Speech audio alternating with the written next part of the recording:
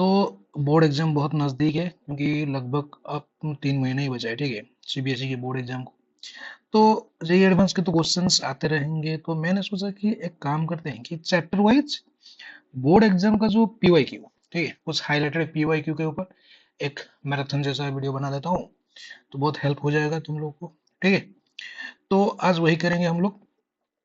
तो आज के वीडियो में हम स्टार्ट करेंगे हर तरह के सवाल, मतलब कुछ एमसीक्यू रहेगा, कुछ क्वेश्चन आंसर प्रॉब्लमेटिक रहेगा, कुछ 3 mark questions, 5 mark questions, problems, कुछ कॉन्सेप्चुअल क्वेश्चंस भी रहेंगे। तो हम इन सब चीजों को करेंगे, ठीक है। उसके थ्रू एक पूरा चैप्टर ही रिवाइज भी हो जाएगा तुम्हारे लिए, ठीक है। तो चलिए स्टार्ट करते हैं क्वेश्चन नंबर 1 से, ठीक है। तो क्वेश्चन नंबर 1 क्या कह रहा है कि an isolated point charge particle produces an electric field E at 3 metre, okay. The distance of the point at which the electric field will be E by 4। तो पहली बात तो दिमाग में क्या आ रहा है कि इलेक्ट्रिक फील्ड कम होगा, मतलब डिस्टेंस तुमको बढ़ाना होगा। तो क्या ऑप्शन ए और बी होगा क्या? कभी नहीं होगा। जरा सोच लो, साफ साफ दिख रहा है ना, कभी नहीं होगा। तो इसका ट्रिक क्या है, सुनो। पहले अगर मैं इसका एक्सप्रेशन लिखूं पहले केस का, तो पहले E इक्वल्स टू क्या लिखूंगा, के क्यू बाय 3 का स्क्वायर, और सिंपली के क्यू बाय 9। सेकेंड केस में जो ई डैश, वो क्या कह रहा है, के क्यू बाय आर डैश का स्क्वायर, ठीक है। अब इन दोनों को रेशियो कर लेते हैं, और उनके रेशियो कितना होगा वो दिखा रहा है, ई बाई 4, क्योंकि इसी का वैल्यू है ई बाई 4। तो यहाँ पे डाल दो, तो K Q by R dash का square equals to K Q by 9 into 4। तो आर डैश का स्क्वायर इक्वल्स टू 36।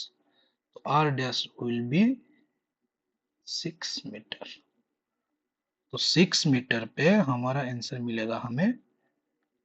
तो देखा मैंने क्या किया, सिंपली ये इलेक्ट्रिक फील्ड जो मुझे चाहिए उसको डैश पकड़ लो, उसी को कंपेयर करो प्रीवियस के साथ, और वहां पे कंपैरिजन के बाद ये तो कैंसिल आउट हो रहा है, साफ साफ दिख रहा है, तो ये नीचे वाला इक्वल हो गया, बस खत्म।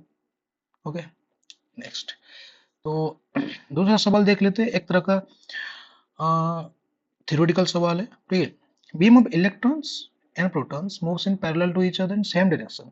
मतलब इलेक्ट्रॉन जा रहा है इस डायरेक्शन में, प्रोटॉन भी जा रहा है इसी डायरेक्शन में। तो पहली बात बताओ, अगर इसको हम करंट में इंटरप्रेट करेंगे, तो इलेक्ट्रॉन की वजह से करंट हो जाता है ऑपोजिट, क्योंकि करंट हमेशा इलेक्ट्रॉन के ऑपोजिट में ट्रेवल करता है, और प्रोटॉन के सेम डायरेक्शन में करंट जाता है। तो अगर दोनों वायर में करंट ऑपोजिट है, तो फोर्स होगा रिपल्सिव, ठीक है। एक तरह का चैप्टर 4 से भी थोड़ा रिलेट होता है, ठीक है। तो ये रिपेल करेंगे एक दूसरे को, ठीक है। तो moving on to next question, question number 3 क्या कह रहा है, 2 point charges placed in a medium of dielectric constant 5। मतलब दो चार्जेस Q1 Q2, ऑलरेडी जो मीडियम है उसका जो मीडियम का जो डाइलेक्ट्रिक कांस्टेंट K का वैल्यू 5 है, ठीक है। डिस्टेंस बिटवीन देम आर, ये आर डिस्टेंस पर है, ये सारा का सारा दे दिया। और उनके बीच में जो फोर्स, वो इस केस में केस 1 में जो फोर्स वो है F। The electrostatic force between these two same charges at same distance r in air vacuum, तो वो क्या होगा। देखिए हमें पता है कि F at air equals to F, थोड़ा उल्टा हो गया, F in any medium equals to F in air by K, ठीक है। लेकिन मुझे चाहिए क्या, एयर में, तो सिंपली K इंटू F, तो 5 टाइम्स बढ़ जाएगा। फटक से दिमाग में आ जाता है कि ये सर कांस्टेंट 5 दिया है, मतलब डिवाइड कर लेंगे। नहीं यार, वो डिवाइड करके ही दे रहा है 5, तुम उसको मल्टीप्लाई करके बताओ, ठीक है। क्योंकि ऑलरेडी वो वैक्यूम में, सॉरी वो मीडियम में ही कह रहा है कि एफ होगा, जो कि ऑलरेडी 5 वहां पर है। तो एयर में 5 टाइम्स बढ़ जाएगा ना, क्योंकि वहां पे डिक्रीज होकर ही है। तो ये आंसर होगा 5 है, ठीक है। तो नेक्स्ट क्वेश्चन, ठीक है। तो ये क्वेश्चन में क्या कर रहा है ना कि एक्सपेरिमेंट किया गया 3 माइक्रोस्कोपिक लेटेक्स स्फीयर। तो 3 स्पीयर हैं, उसमें जो चार्जेस है ना +3 +5 -3, ठीक है। तो पहले बताओ इनका क्यू नेट कितना हो जाएगा, +5। अब कह रहा है कि इन तीनों को कनेक्ट कर दिया गया, कनेक्ट करने के बाद होगा क्या ना, चार्जेस तो ट्रांसफर होते हैं। तो चार्जेस ट्रांसफर होने के बाद क्या क्यू नेट आफ्टर सेम होना जरूरी है? ऑब्वियसली जरूरी है, क्योंकि कंजर्वेशन ऑफ चार्ज लागू होगा। तो आफ्टर भी कितना होना चाहिए, +5। तो जरा चेक कर लेते हैं किस में सिचुएशन हो रहा है। तो ये एक तरह का चेकआउट क्वेश्चन है, मतलब ऑप्शन में से चेक करना होगा। तो पहला ऑप्शन अगर देखो +5 +5 -1, मतलब इसमें नहीं हो रहा, ठीक है। सेकंड ऑप्शन हो रहा है इजीली, क्योंकि 6 + 6 12, ये -7, दैट मीन्स ये 5 हो रहा है। थर्ड ऑप्शन में भी हो रहा है, लेकिन जरा गौर करो यहाँ पे 3.5 5.5 तभी पॉसिबल होगा क्या, क्योंकि Q equals to N E के अकॉर्डिंग एन का वैल्यू डेसिमल नहीं हो सकता। ये भी नहीं हो रहा, तो एक तरह का ऑप्शन बी ही सही हो रहा है, ठीक है। अब चलते हैं दूसरे क्वेश्चन पे।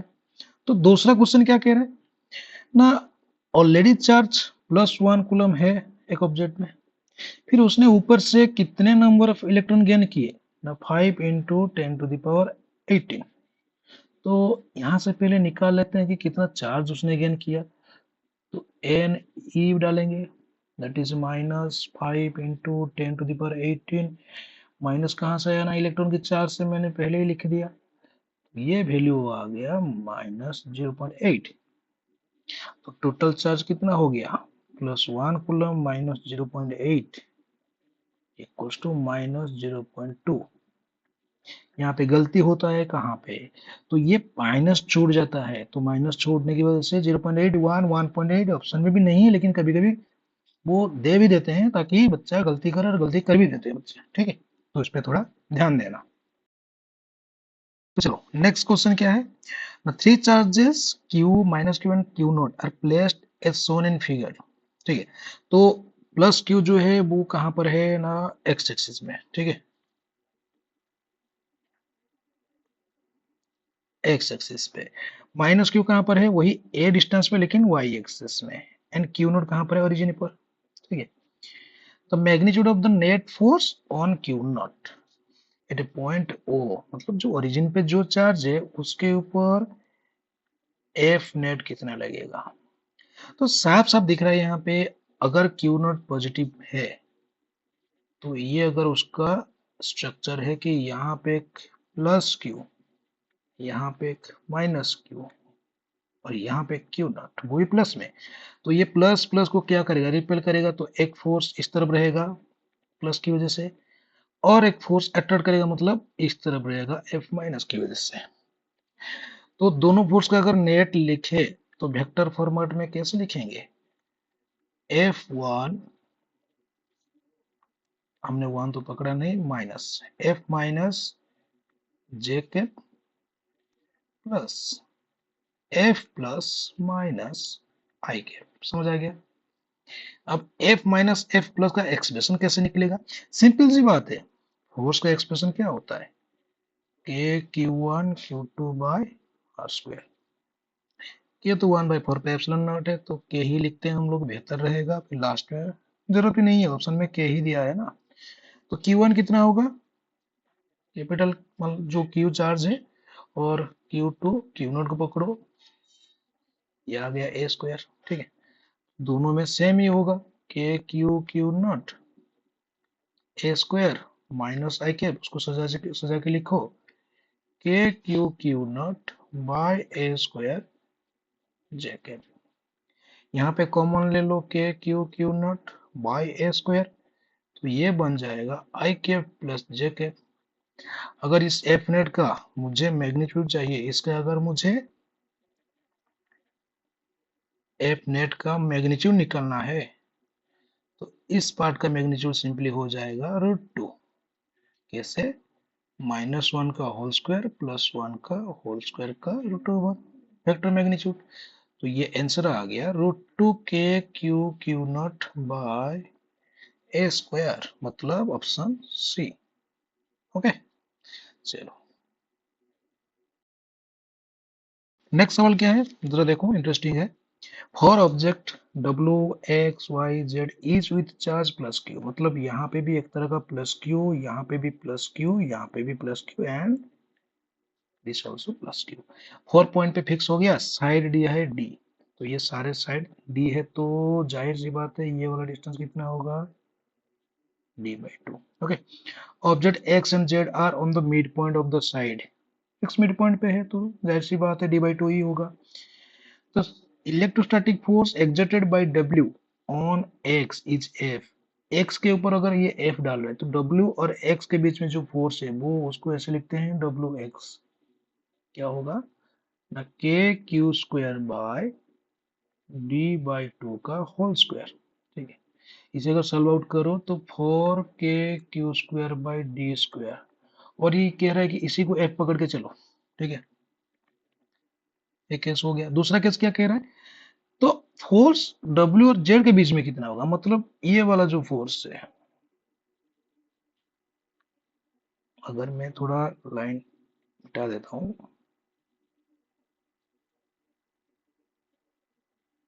ये वाला फोर्स S।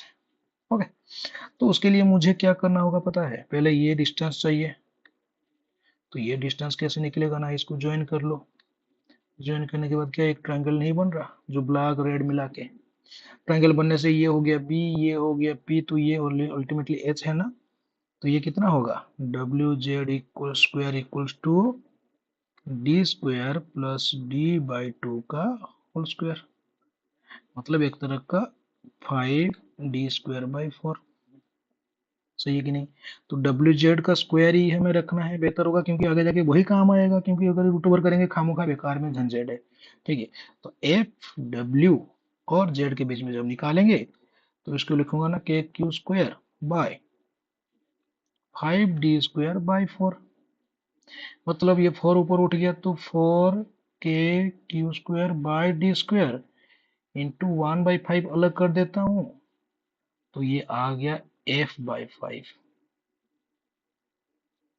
समझ आया कि नहीं, वेरी इजी ट्रिक है, ये ऑप्शन बी हो गया तुम्हारा सही। ठीक है, चलो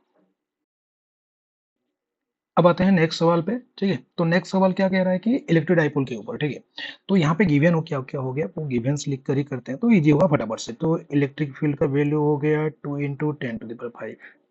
वो डाइपोल को कितने एंगल पे रखा गया है, theta equals to 30 degree. Okay, और वो टॉर्क कितना एक्सपीरियंस कर रहा है 4, और उसका जो डाइपोल लेंथ 12 दे दिया, 2 सेंटीमीटर, मतलब 2 इंटू 10⁻²मीटर। क्यू का वैल्यू पूछा है, तो इजीली कैसे होगा ना, पहले फॉर्मूला ही डिराइव कर लो एक तरह का। हमें पता है torque equals to P E sine theta. Okay, P का वैल्यू क्या होता है, Q into 12 into E sine theta. तो मुझे अगर क्यू चाहिए तो मैं क्या करूंगा, tau divide by 12 E sine theta ना, तो 4 divide by 2 into 10⁻², 5 into 10⁻, sorry ये भी 2 है, इंटू साइन 30 हाफ। तो इससे सॉल्व कर लो तो आंसर आएगा 2 कट गया, ये 2 वहां पे 2 कट गया, ये 3 होगा, 3 ऊपर चला गया तो मिली हो गया, तो 2 मिली कूलम, ऑप्शन सी। ओके, अब नेक्स्ट सवाल पे आते हैं, ये एक इंटरेस्टिंग होगा। ये कह रहा है कि एक्स एक्सिस पे 0 पर है +8Q, L डिस्टेंस पर है -2Q। तीसरा चार्ज, जनरली जो टेस्ट के लिए चार्ज लिया जाता है उससे Q0 चिंटू, मतलब जो टेस्ट चार्ज उसे लिया जाता है। ठीक है, तो ये टेस्ट चार्ज को कहाँ पे रखेंगे ताकि नेट इलेक्ट्रिक फील्ड 0 हो जाए, तो पहले तुम्हें डिटरमाइन करना है कि ये चार्ज को कहाँ रखना है, क्योंकि अगर ये चार्ज को मैं इन दोनों के बीच में रखता हूँ तो क्या कभी मुझे वो पॉइंट मिलेगा, नहीं मिलेगा, क्योंकि चेक कर लो, अगर ये प्लस क्यू यहाँ पर है, ये तो उसको रिपेल करेगा, ये ऊपर से उसको अट्रैक्ट करेगा, कहाँ नेट मिलेगा, नहीं मिलेगा बेटा। तो उससे पहले हमें करना क्या होगा, वो पोजीशन फाइंड करना होगा, टेक्निकली कहाँ होगा। तो जरूर कहीं ना कहीं यही साइड में होगा, दूसरे साइड में क्यों नहीं होगा, क्योंकि यहाँ पे बिगर चार्ज पास में ही रहेगा ना, तो बिगर चार्ज से दूरी पर रहना चाहिए। तो यहाँ पे मान लो मैंने ले लिया वो क्यू नॉट का पोजीशन, ठीक है, ये पोजीशन यहाँ पे मिट के मैंने यहाँ पे ले लिया। ये डिस्टेंस को मान लो x, तो ये पूरा डिस्टेंस कितना बन जाएगा, l प्लस एक्स, ठीक है। अब क्या करेंगे, इलेक्ट्रिक फील्ड नेट अगर जीरो है तो इसकी वजह से उसकी वजह से क्या होगा, इसलिए बैलेंस होगा। तो मैं लिख सकता हूँ E due to minus two Q equals to electric field due to plus 8q। अब जरा चेक करो, इसकी वजह से कितना होगा, के 8q bye L plus x का होल स्क्वायर इक्वल्स टू के 2q बाय एक्स स्क्वायर, ठीक है। इम्प्लाइज कैंसिल हो गया, के क्यू क्यू कैंसिल हो गया, 2 हो गया 4। तो अगर हर जगह पे रूट ओवर कर दो तो 2 by L plus X equals to 1 by X ना, तो ये कितना बन जाएगा, 2x equals to L plus X, implies x equals to L. Okay, but ये जो x इक्वल्स टू एल निकला, ये कहाँ से, माइनस टू क्यू से, लेकिन मुझे चाहिए ओरिजिन से, तो ओरिजिन से पूरा लेंथ क्या हो जाएगा, 12। तो हमारा ऑप्शन होगा 12 सही होगा, ठीक है। चलो नेक्स्ट क्वेश्चन देख लेते हैं। तो नेक्स्ट क्वेश्चन कह रहा है कि electric potential V at any point, ये दे दिया, ठीक है, कितना, V equals to 3x square. अब ये कह रहा है कि दिस पॉइंट पे ये इलेक्ट्रिक फील्ड कितना होगा। पहली बात तो ये पोटेंशियल क्या है, वेरिएबल दे दिया, मतलब वेरिएबल फंक्शन में दिया है। तो फंक्शन वाले सिचुएशन में याद रखना partial del by del X, ये वाला सिचुएशन और कंडीशन यूज करना बहुत बेहतर रहेगा। तो हमें अगर इलेक्ट्रिक फील्ड चाहिए तो मैं उसके लिए क्या पुट करूंगा, minus del V by del X I cap. यहाँ पे एक्स है ना, तो मुझे ज्यादा जरूरत जाने की जरूरत नहीं है। अब थोड़ा इसको कर लो, तो minus del 3x square by del X I cap, तो माइनस 6x आई कैप। अगर x का वैल्यू यहाँ पे कितना दिया है, 1 मीटर, तो x का वैल्यू अगर मैं 1 मीटर डालता हूँ, x equals to 1, then electric field will be minus 6 I cap, that means 6 volt per metre along minus X 6, option A. Okay, तो ये एक तरह का सवाल है। इसका कोई 3 मार्क क्वेश्चन भी आता है जनरली, तो जहाँ पे तुम्हें पूरा del V by del X I K J के पूरा के पूरा सबका करना होगा, ठीक है। तो उस तरह का क्वेश्चन भी देख लेना। चलो नेक्स्ट क्वेश्चन क्या कह रहा है, a cylinder of radius R and length L is placed in an uniform electric field, मतलब इलेक्ट्रिक फील्ड कांस्टेंट है, ओके, कोई वेरिएबल नहीं है, parallel to the cylinder axis, the total flux to the surface of the cylinder क्या होगा। Setup ऐसे होगा, मान लो तो मुझे अगर ऐसे दिखाना है एक्सिस, तो ये सिलेंडर एक तरह का जैसे भी ले लूं, चाहे यहाँ से भी ले लूं, नो इश्यू। तो ये सिलेंडर ऐसा है जिसका रेडियस हो गया आर, लेंथ हो गया एल। इलेक्ट्रिक फील्ड कैसे जा रहा है, ऐसे मान लो, ठीक है। और एक चीज, ये जो इलेक्ट्रिक फील्ड कांस्टेंट है, मतलब यहाँ पे जो जितना फ्लक्स होगा, तो टेक्निकली तुम्हें क्या लग रहा है, यहाँ पे भी उतना ही फ्लक्स होगा ना, ऑब्वियसली होगा, क्योंकि यहाँ पे अगर मैं फाई वन निकालू तो वही ई डॉट ए, तो माइनस ई ए, क्योंकि यहाँ पे थीटा कितना हो जाएगा, 180 डिग्री। थीटा वन क्यों ना, एरिया वेक्टर इस तरफ, इलेक्ट्रिक फील्ड उस तरफ, लेकिन ये सिचुएशन में एरिया वेक्टर जिस तरफ, इलेक्ट्रिक फील्ड उसी तरफ, तो यहाँ पे थीटा होगा 0 डिग्री। 0 डिग्री होने से फाई टू मिलेगा खाली ई ए, तो ये प्लस में ये माइनस में, तो फाई नेट क्या हो गया, 0। तो आंसर हो गया तुम्हारा ऑप्शन है, ठीक है। नेक्स्ट क्वेश्चन देख लेते हैं। एक मजेदार क्वेश्चन है, देखने में बहुत तगड़ा लग रहा है, लेकिन आंसर देखोगे तुम भी हिल जाओगे, मजा आएगा। देखो ये कह रहा है कि square surface of side L, ये साइड कितना एल मीटर का, ठीक है, in the plane of paper, paper के ऊपर है। Electric field is limited only to the lower half, मतलब ये आधे आधे तक ही इलेक्ट्रिक फील्ड जा रहा है, मतलब L/2 तक ही इलेक्ट्रिक फील्ड जा रहा है। Square surface as shown in the figure. Electric field in volt metre, okay, electric flux associate with the surface. क्या यहाँ पे तुम्हें दिख रहा है कि electric field parallel to plane of paper है?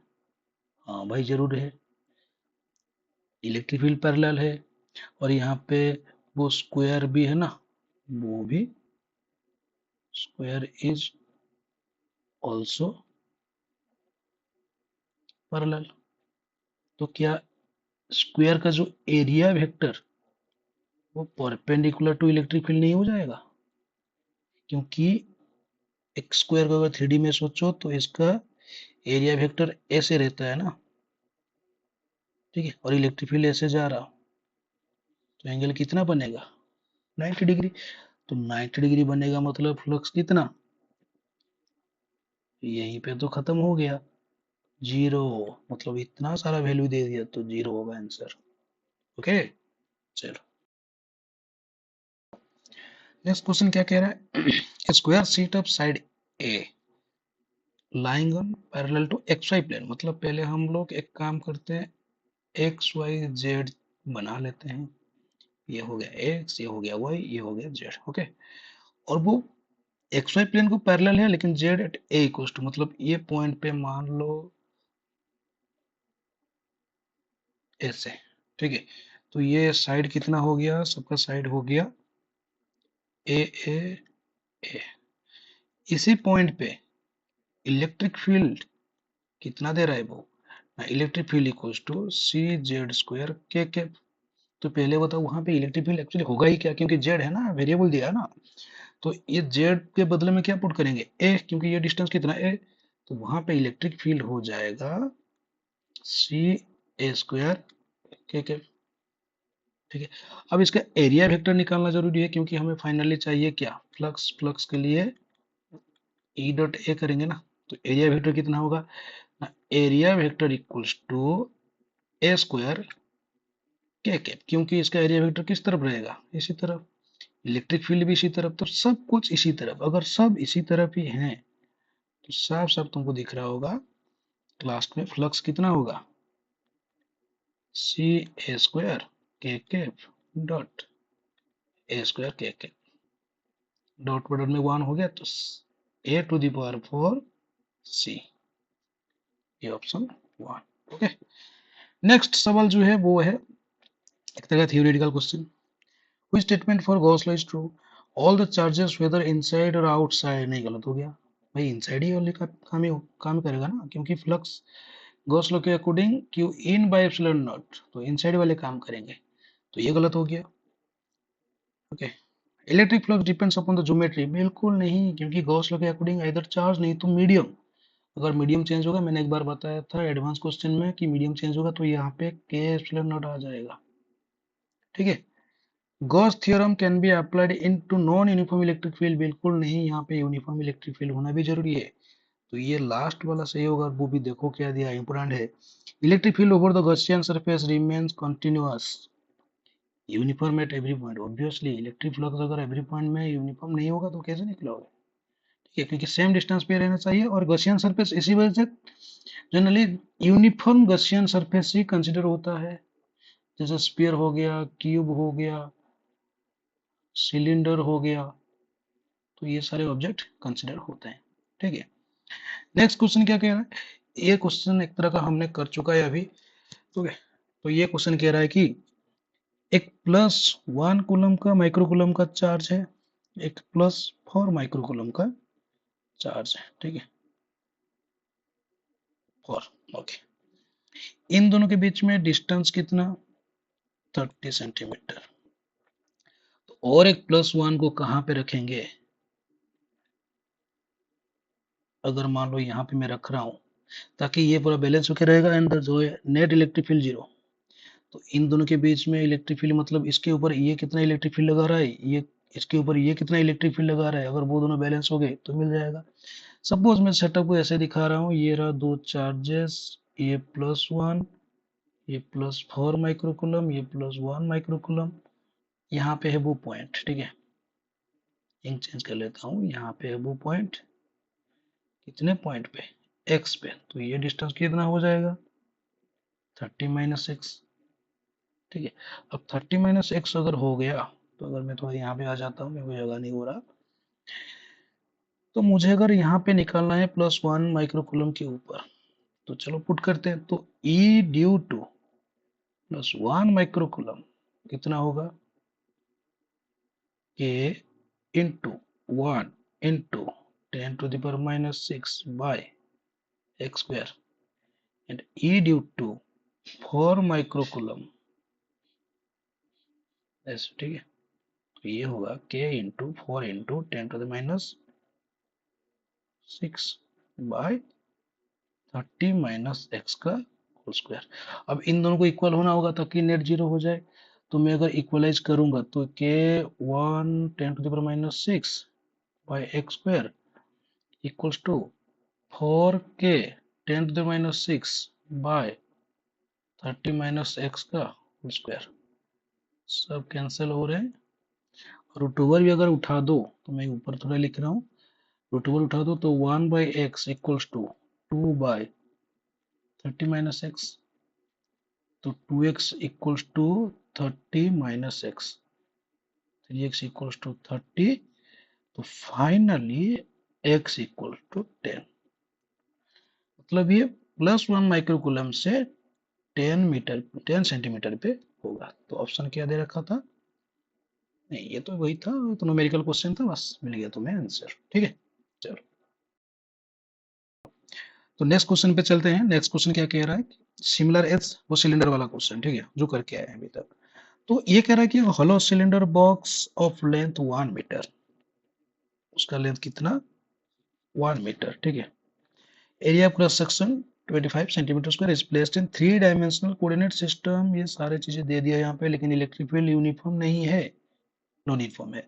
तो क्या हम अगर इसी फिगर को थोड़ा एनालिसिस करेंगे, मैं थोड़ा बड़ा कर रहा हूँ, तो क्या मुझे ये नहीं कहना चाहिए कि यहाँ पे जो इलेक्ट्रिक फील्ड E1, यहाँ पे जो इलेक्ट्रिक फील्ड E2, क्या दोनों सेम होगा, नहीं कभी नहीं होगा, अलग अलग होगा।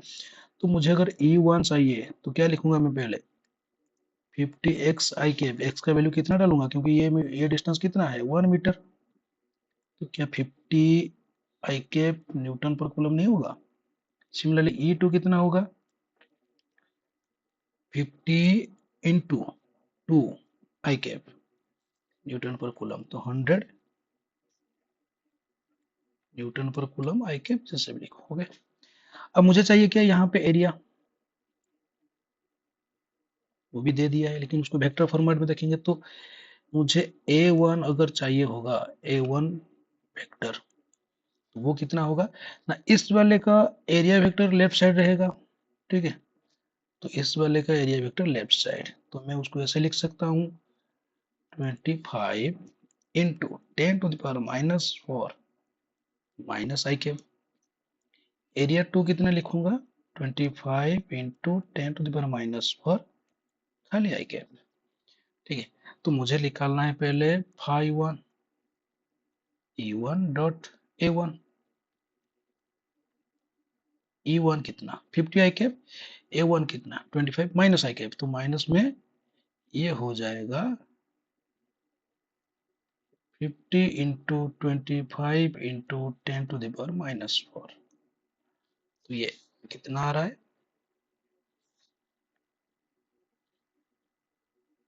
1250 इंटू 10⁻⁻4, माइनस में रहने देते हैं, लास्ट में कैलकुलेट करेंगे बेहतर रहेगा, ये माइनस में, ओके। देन हो गया φ2 कितना निकलेगा ना E2 डॉट A2, ओके।